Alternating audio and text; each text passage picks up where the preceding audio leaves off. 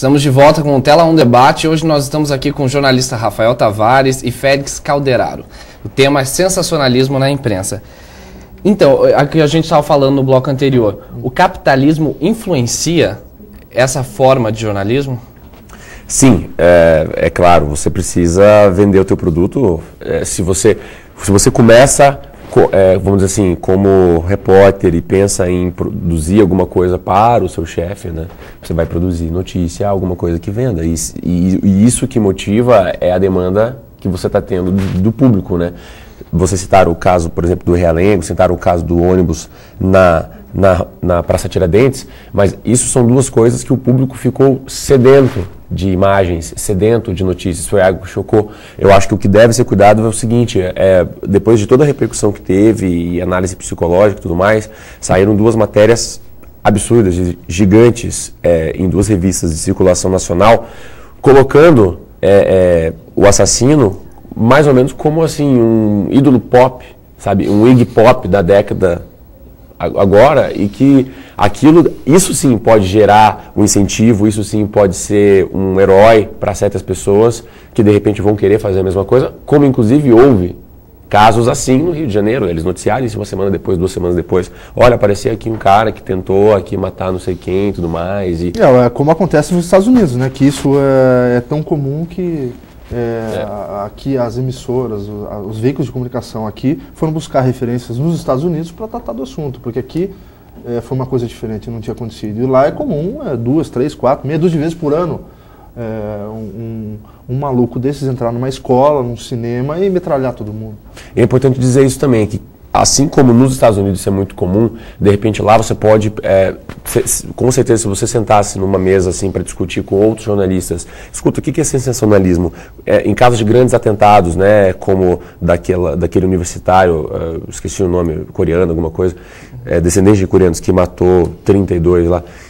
Será que não é a hora da gente começar a não mostrar esse tipo de coisa e tudo mais? Não é o caso no Brasil, que foi o Realengo, por exemplo. A gente não tinha um precedente tão grande numa escola de um caso assim. Você ouve falar de chacinas, você ouve falar de N coisas. Agora, como o Rafael falou, um jovem que estava... Ele não vivia à margem, ou seja, ele não era um marginal, não se esperava isso dele, que entra numa escola e comete um atentado. Isso foi inédito. Eu acho que a cobertura desse tipo de fato, ela tem que...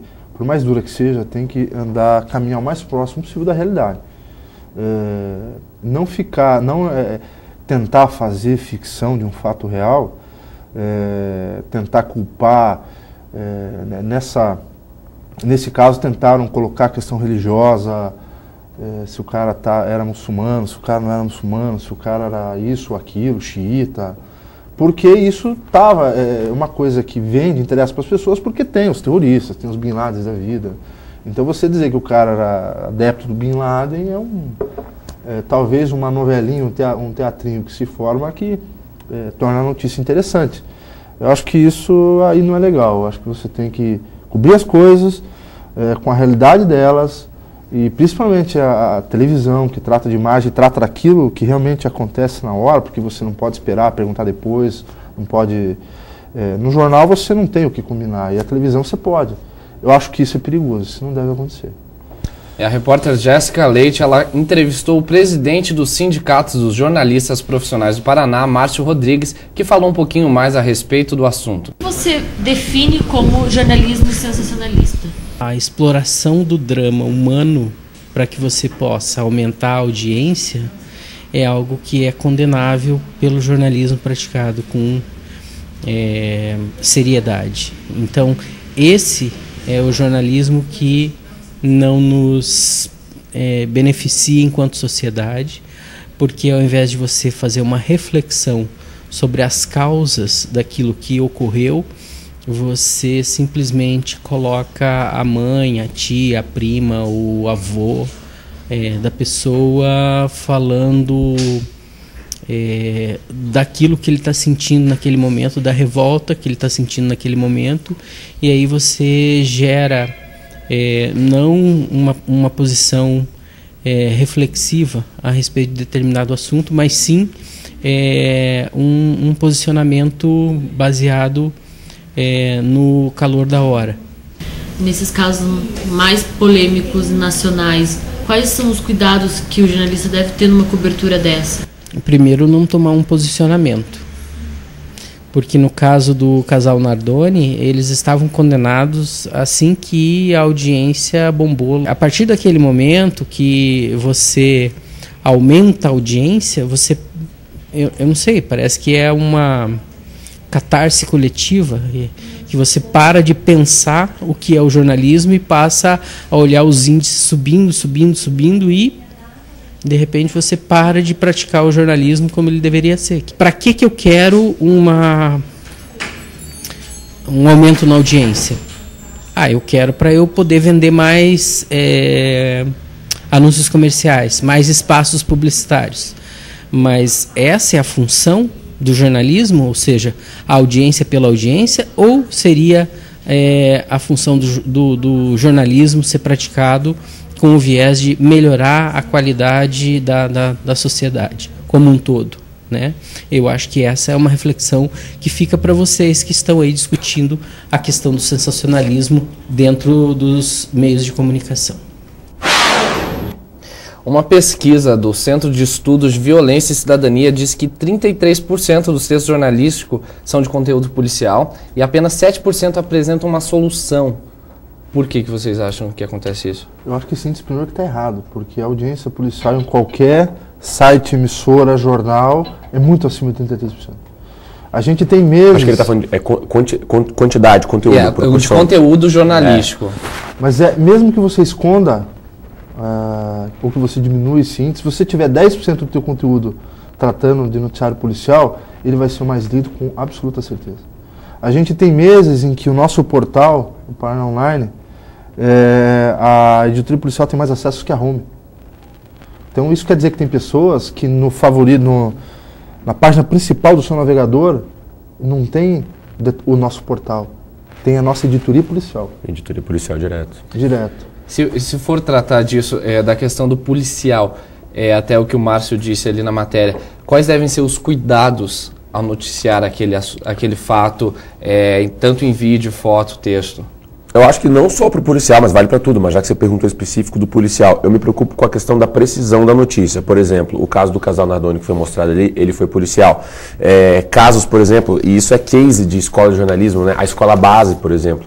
Por que eu me preocupo com a precisão da informação mais do que o sensacionalismo em si? Eu acho que esse que tem que ser o principal cuidado, porque em alguns casos você pode, na pressa, na urgência de que, como comentário ali, o Márcio comentou, você está vendo a audiência subindo, você está vendo seu jornal vendendo, você pensa, eu vou soltar mais notícia.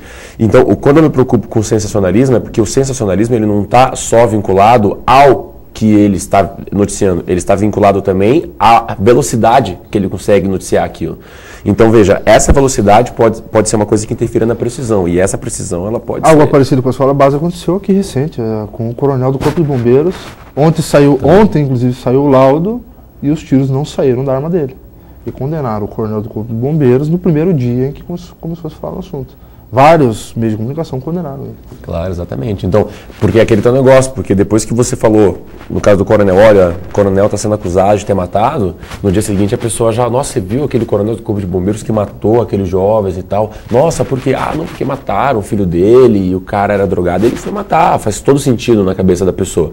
Aí depois quando você fala assim, não era, aí vira notinha de rodapé, né? Não era? Nossa, e o que passou na novela ontem?